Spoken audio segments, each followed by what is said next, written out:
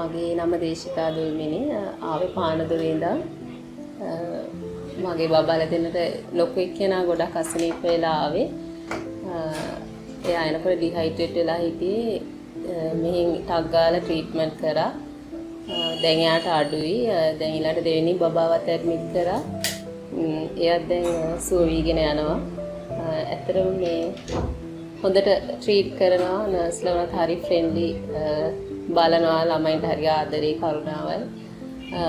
අනිත් අයත් එහෙම මේන්ටේනන්ස් වලදී ප්‍රශ්නයක් නැහැ. කිව්වම දෙයක් ටක් ගාලා ඔයලා බලලා කරනවා. ක්ලීනින් උනත් ඒ ඩේලි කරලා දෙනවා. ඇත්තටම හොඳයි හැමෝටම. ස්ටාෆ් එකත් හොඳයි.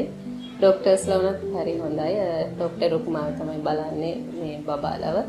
ඒ ડોක්ටර්ත් හරි හොඳට සලකනවා. ඇත්තටම මම රෙකමන්ඩ් කරනවා මේ හොස්පිටල් එක කාට උනත් ඇවිල්ලා ඒ අරගෙන හොඳ වෙලා යන්න පුළුවන්.